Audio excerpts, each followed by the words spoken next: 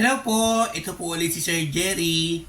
For today, ang re-review naman po natin is itong Revitalife, no, na coffee ng personal collection. Pero yung flavor po nila na Maki Berry and Mangosteen. Ayan, Maki Power. Ayan, no, sa personal collection po ito na coffee, yung brand nila, no, na flavor. Ito po ang i-review po natin ngayon kasi marami po tayo narinig na masarap daw po ito. Tsaka parang pwede daw po sa mga diabetic. So ito po ang i-review natin. Okay, so bago po yan, para makita po natin kung pwede po ito sa mga diabetic, tingnan po muna natin, kuha po tayo ng reference, kunin po natin yung aking sugar. Sige, kuha po tayo ng ng basis.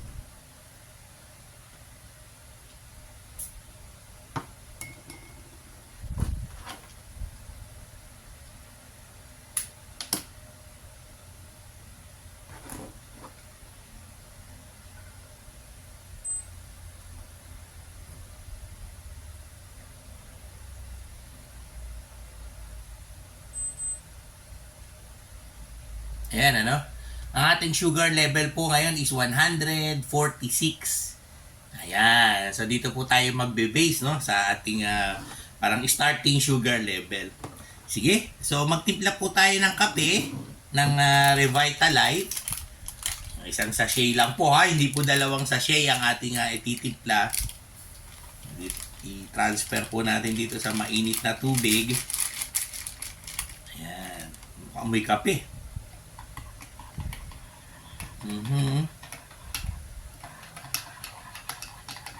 So, malalaman po natin maya-maya konti kung pwede po ba to sa mga diabetic. Sige, tikman po muna natin, ha? Mainit po yung tubig,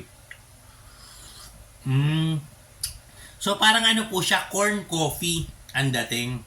Parang may mangosteen. Ayan, ganyan. Lasang-lasa nyo po yung corn, lasang-lasa nyo po yung mangosteen. At kung gusto niyo lang po ng unique na type ng kape, ito pwede po ito, no?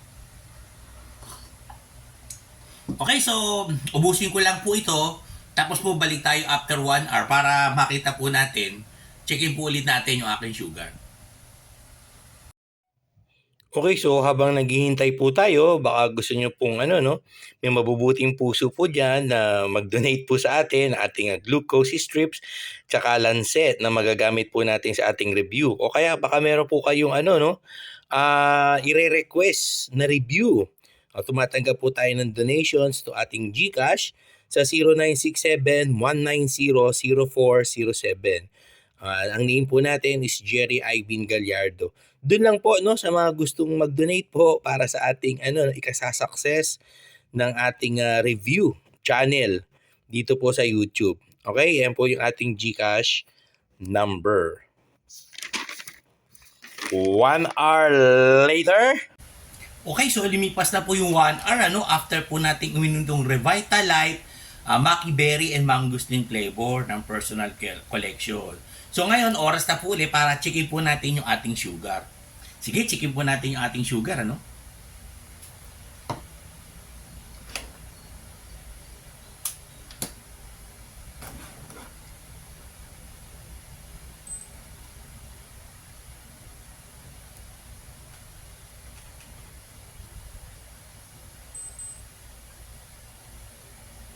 Ayun, kanina po ay 146 yung ating sugar.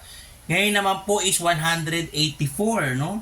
So, ang nangyari po niya is tumaas ng 38 yung ating sugar after po natin uminom ng Revitalife coffee. Okay, so ang review po natin sa kanya is moderate, no? Moderate to high. So, ito pala, pag uminom po kayo, kailangan medyo hindi full mug, no? Konti-konti lang na kape. No? Kasi nga po, isa 38 ang itataas ng ating sugar pagkatapos nating uminom nitong Revitalife Maki Berry and Mangosteen galing sa personal collection. Okay, so yun po, ang review po natin sa kanya is a moderate. Okay? So, again, ito po ulit si Sir Jerry. Salamat po hanggang sa susunod na video.